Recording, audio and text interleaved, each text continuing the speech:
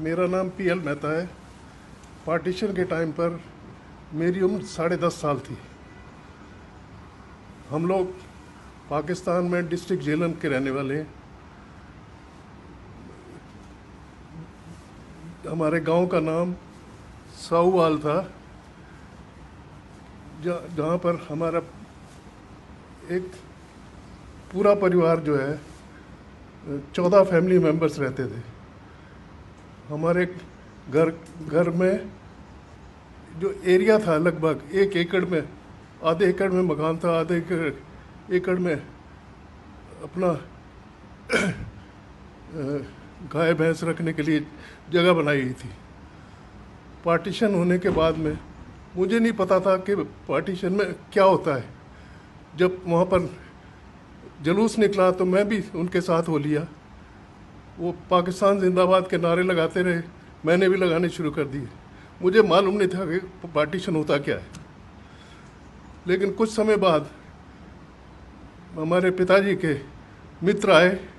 उन्होंने कहा कि जी आप लोगों के ऊपर अटैक हो जाएगा, आसपास के गांव वाले जो है आपसे पैसा भी लूट ले जाएंगे और आपको मार भी देंगे। क्योंकि हमारा परिवार बहुत संपन्न परिवार था।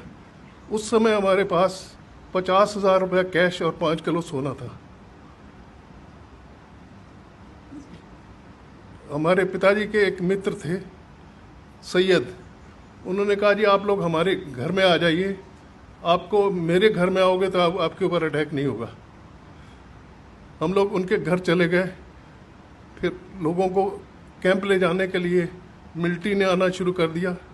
मिलिट्री जब आई तो किसी ने हमारे पिताजी से कहा कि आपसे ये पैसे भी छीन लेंगे और आपका सोना भी ले जाएंगे।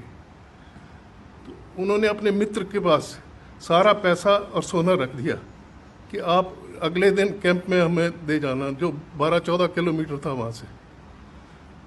जब पिताजी कैंप में पहुँचे पूरे परिवार के साथ में, तो उन्होंने कहा ये आपके पैसा आपको मिलेगा नहीं, बिल्कुल एक पैसा नहीं आपको मिलेगा। लेकिन आप लोगों को ताज्जुब होगा, अगले दिन वो सुबह हमारे सोने से पहले उनका मित्र एक घोड़े के ऊपर खुद आया और एक घोड़े के ऊपर राशन लेकर 1 महीने का वो पिताजी के पास सारा सामान दे गया।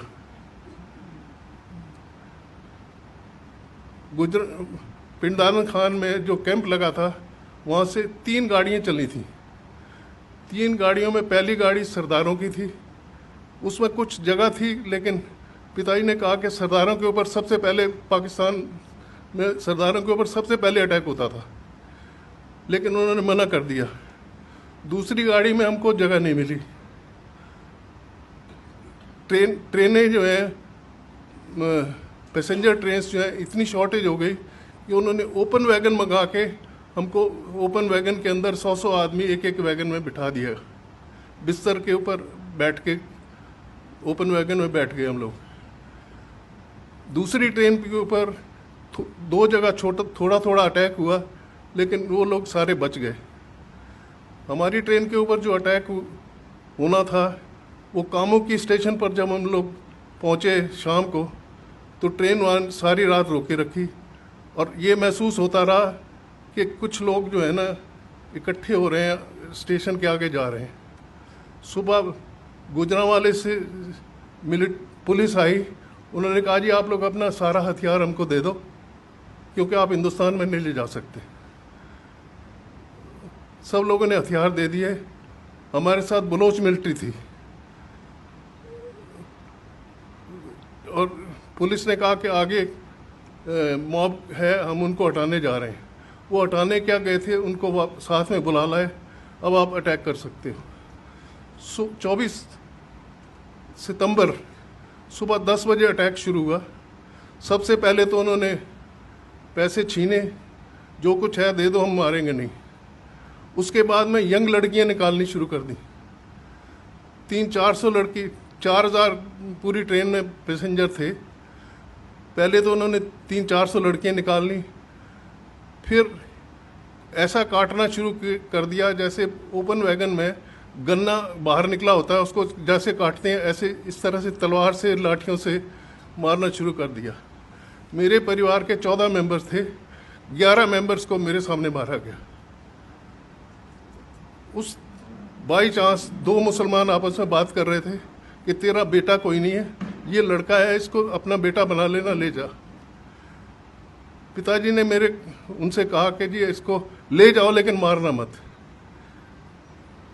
बाई चांस मेरे पास एक घड़ी, घर में एक घड़ी मुझे मिली, डिस्ट वॉच, वो मैंने जेब में रखी थी। मैंने कहा मेरे से घड़ी ले लो, मुझे छोड़ दो। उन्होंने घड़ी लेके मुझे छोड़ा तो साथ में एक औरत बैठी थी जिसने जेवर पहने हुए थे। उनके जेवर उतारने में लग गया। मुझे अपने चाचा जी ने अपनी तरफ बुला के नीचे बिठा के ऊपर अपना पगड़ी खोल के ऐसे ऊपर डाल ली। उनको तलवार से मारा गया और तलवार का अगला पोर्शन मुझे भी गर्दन पर लगा। हम बैठे रहे वहीं पर। 3,500 आदमियों को उन्होंने मार दिया। जो बचे हुए थे या तो ज़्यादा जख्मी थे या मुर्दों के नीचे छुपे हुए थे, जिनमें से मैं भी एक था। हम फिर मिलिट्री ने ये कहा, मिलिट्री वालों ने, अब जब वो थक गए वो चले गए, मिलिट्री वालों ने कहा कि आप लोग प्लेटफॉर्म पर आ जाओ। अब वो चले गए हैं। प्रोग्राम ये था कि इनको प्लेटफॉर्म पर लाके सबको मार दिया जाए। लेकिन हमारी किस्मत कुछ ऐसी अच्छी थी कि हिंदू मिलिट्री का कॉन्वॉय वहाँ से पास हो रहा था। मेन रोड जो थी स्टेशन के साथ में लगी, अटैच थी। कामोकी स्टेशन जो है बिल्कुल जीटी रोड के ऊपर था। स्टेशन के ऊपर पुलिस मिलिट्री, हमारी हिंदू मिलिट्री आ गई। उन्होंने जो हमारे साथ बलोच मिलिट्री थी, बलोच मिलिट्री ये काम ये करती थी कि जो यंग लड़का निकल के भागता था वो बलोच मिलिट्री गोली मार देती थी। ये पोजीशन थी हमारे वहाँ पर। उसके बाद हम लोगों को ये कंडीशन लगाई गई कि इनको हॉस्पिटल ले जाओ जितने ज़्यादा ज़ख्मी है या थोड़े बहुत ज़ख्मी है। हमें गुजरांवाला हॉस्पिटल में वहाँ से ट्रेन में शिफ्ट कर दिया गया। डेड बॉडीज़ की जो ट्रेन थी उसके ऊपर लिखा गया तोहफे to Hindustan to Mahatma Gandhi and Jawaharlal Nehru. वो पूरी ट्रेन दिल्ली लाई गई। वो ट्रेन को नेहरू को दिखाया गया, जवाहरलाल गांधी को दिखाया गया। उन्होंने कहा ऐसा नहीं होना चाहिए। जब पटेल जी ने देखा तो उन्होंने कहा एक के बदले 4 होना चाहिए। 3 ट्रेन कटने के बाद में पाकिस्तान ने हाथ खड़े कर दिए। ये पोजीशन थी। हॉस्पिटल में हमारी हालत ये थी कि 5-6 वहाँ पर लोअर स्टाफ जो था वो हिंदू था, बाकी डॉक्टर सारे मुसलमान थे। जो ज़्यादा ज़ख्मी थे उनको इंजेक्शन दे के मारना शुरू कर दिया। हिंदू कंपाउंडरों ने सबसे आके कहा कि इनसे ना इंजेक्शन लगवाना ना दवाई लेना, हम ये अभी थोड़ी देर में चले जाएंगे, हम आपको सब ट्रीटमेंट हम करेंगे। हॉस्पिटल में उन बेचारों ने पूरी रात हमारी सेवा करी, सबकी पट्टियाँ करी। मेरे पास जो कमीज़ थी, मेरे चाचा जी को जब तलवार से मारा तो खून से पूरी भर गई थी। वो मैंने कमीज़ उतार के फेंक दी। एक दिन मैं बगैर कमीज़ के रहा। हॉस्पिटल के हिंदू स्टाफ ने मुझे एक छोटी सी कमीज़ ला के दी जो मैंने पहनी। बाई चांस 2 दिन के बाद में जब हमें हिंदुस्तान शिफ्ट करना था तो फ्लड आ गए, रोड्स ब्रीच हो गई। 15 दिन हमको हॉस्पिटल में रहना पड़ा। हॉस्पिटल में हमको 1 रोटी सुबह और 1 रोटी शाम को मिलती थी, जिसके ऊपर दाल डाल के थोड़ी सी दे देते थे। लेकिन हमारी किस्मत थोड़ी सी ऐसी अच्छी थी कि 3-4 दिन के बाद में आरएसएस वालों को पता चला कि यहाँ पर ज़ख्मी आदमी आए हुए हैं। वो गोलियाँ चलते हुए, गोलियों के बीच में चलते हुए वो लोग हम लोगों के लिए कपड़े लेके आए, खाना लेके आए। और एक मुसलमान औरत जो है वो भी खाना बना के लाती थी। हम लोग कहते थे कि इसमें जहर होगा, ये हम नहीं लेंगे। इस वजह से 15 दिन रहने के बाद में फिर हमको ट्रकों में अमृतसर शिफ्ट किया गया। अमृतसर से हमारे मौसा जी जो थे उस समय एसपी पुलिस थे, अम्बाला के, हम लोग वहाँ आए। हम लोग जो है मेहता जो फैमिलीज़ हैं, हम लोग मियाल ब्राह्मण हैं। हमारे जितने पाकिस्तान में जितने हमारे परिवार थे, या तो मिलिट्री में थे या पुलिस में थे या खेती करते थे। आर्मी में हमारे पार्टीशन के बाद में भी हमारे डिस्ट्रिक्ट के 4 आर्मी जनरल्स रिटायर हुए हैं। उनमें से और 2 गवर्नर चंडीगढ़ के जो थे वो भी मेहता फैमिली से ही हैं। एक मिजोरम के लेफ्टिनेंट गवर्नर भी छिबर रहे हैं। पार्टीशन के बाद में हम लोग सारे हिंदुस्तान में बिखर गए। कुछ लोग व्यापार करने लगे, कुछ नौकरी करने लगे, लेकिन हम लोगों ने हार नहीं मानी। कुछ आप ये देखिए, पार्टीशन के बाद में भी हमारे आर्मी में या इंडस्ट्री में सब लोगों ने बड़ी मेहनत करके, मोहन मेकिन जो है वो भी मुयाल मेहता फैमिली से ही है। सिस्टोपिक एक कंपनी है दवाइयों की, जिनका टर्नओवर करीब 300-350 करोड़ है।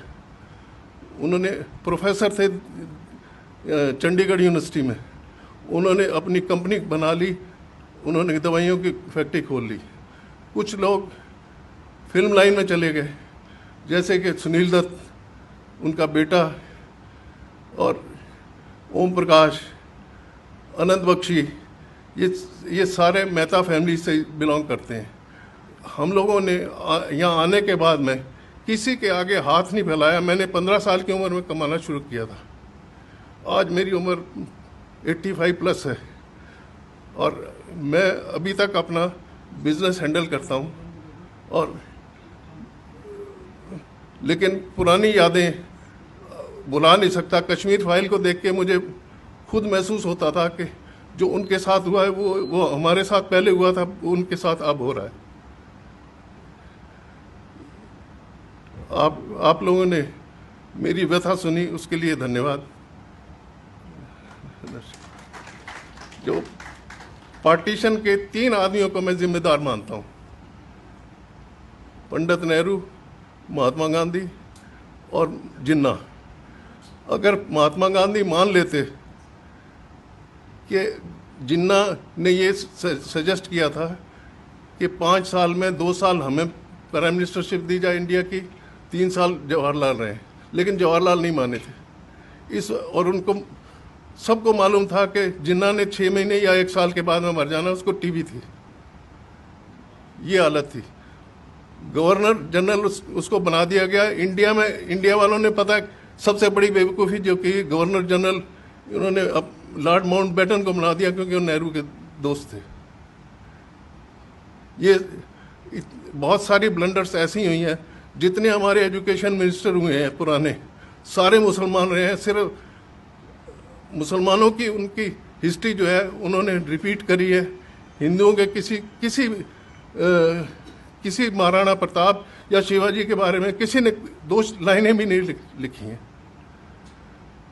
ये हमारी भारत की व्यथा है। धन्यवाद।